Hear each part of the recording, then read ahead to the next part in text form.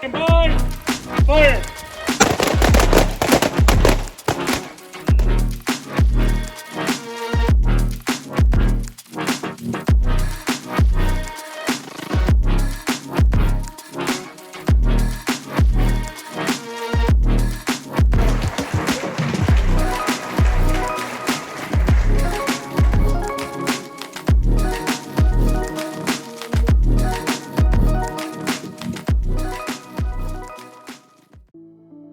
The FTOs, field training officers, are the people that are responsible for taking our officers out of the police academy or from their respective agencies and getting them duty ready to work on the road and respond for calls for service. So we have different types of experience levels that come into the agency. Some come straight out of the police academy and some transfer from other agencies. With that becomes, there's different training needs that follow them from their previous background. And so the field training officers that we have to be able to adapt and adjust to those various levels of experiences. Our primary function is to engage with new officers, maybe with no prior experience.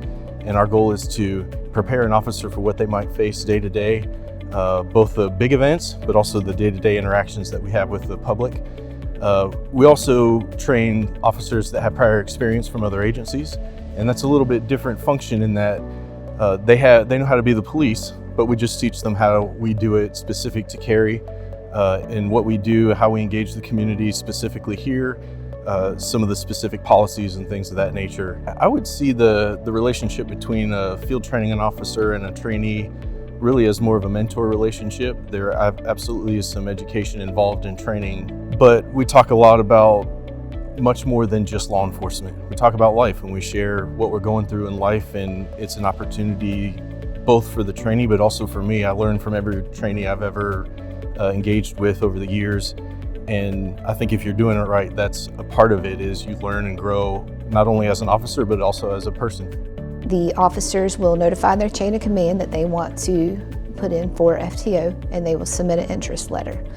We evaluate the interest letter to look at why they want to be a FTO, but we also are looking primarily at their writing skills, because writing evaluations of their trainees on a daily basis is of utmost importance for communication.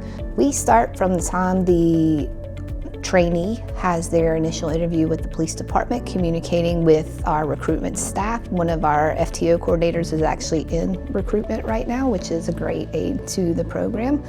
And we learn who that trainee is, and then through the orientation, we pair them up with the correct FTO. We have much more experience with the FTOs. We engage with them a lot. We have quarterly training, so we know who they are, what their skill sets are, and then we can make sure we're pairing them up correctly to ensure the success of the trainee and the FTO. The FTO phase in Cary Police Department varies from the New York City Police Department in that it's a one-on-one personal experience with a mentor or an instructor, your FTO trainer, and you're able to get a better knowledge and wisdom and skills and training necessary to do your job, as opposed to New York City Police Department where it was a large group of people in a training module. The one-on-one instruction in the Cary Police Department gives me knowledge in the ordinance, the town ordinance, the state laws, and the different computer systems that the town of Cary uses.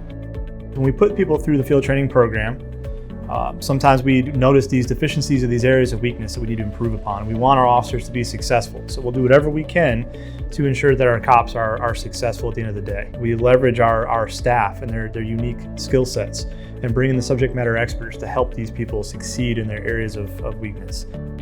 That decision is made solely on the FTO's decision. The primary and the secondary field training officer will speak constantly throughout training, and we move them to the final phase of training. They have spoken, and they've spoken to the FTO supervision, where we know that trainee is going to be successful.